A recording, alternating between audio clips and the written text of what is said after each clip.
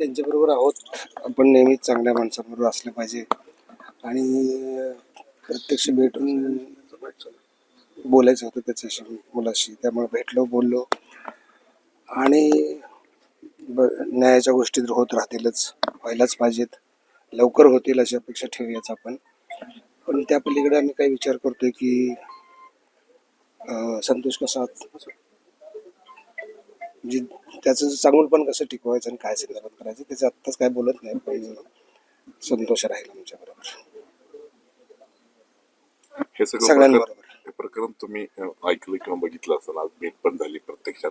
तुम्ही हे सगळ्या प्रकरणाकडे कसं बघता? म्हणजे ज्या पद्धतीने घटनाक्रम झाल्यात आतापर्यंत, इथपर्यंत ते प्रकरण आले, त्याच्यावर खूप बोललं गेले, खूप म्हणजे 24 तास त्याच्यावरती बोललं गेलं जातं. आपण फक्त ह्या काय म्हणते की एक माणूस मरतो, परत तो रोज रोज मरतो. आपल्याकडे बाजूला बघितलं तर आपण एखादा माणूस मरतो, पण हा असा आत्मा आहे की तो रोज रोज मारला जातोय ना. तर तो रोज रोज जिवंत कसा राहील याचा विचार करायला पाहिजे आणि मात करून पुढे जायला पाहिजे. आणि जे काही झाले त्याला सोडण्यात काही अर्थ नाही, ते तर आपोआप होईलच आणि ते सुटलं जाणारच नाही.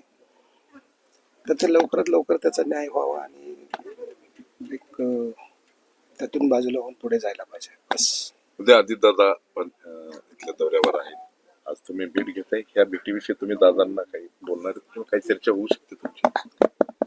नाही, कोणाला काही सांगावं असं आपण कोणी नाही आहोत. आपल्याला काय वाटतं ते महत्वाचं आहे. मी दादांना काही सांगून त्यांनी काय करावं इतपत काही असं वाटत नाही मला. एक माहिती म्हणून तरी अशी भेट झाली, नाही, हे कळेलच ना त्यांना. मला फक्त यांची काळजी होती, भेटायचं होतं, बाकी काय नाही. काय होतं की गोष्टी परत परत जेवढ्या अंगावर येतात किंवा त्या परत परत त्रासदायक असतात ना, तो त्रास कमी व्हावा एवढीच इच्छा आहे. एबीपी माझा, उघडा डोळे बघा नीट.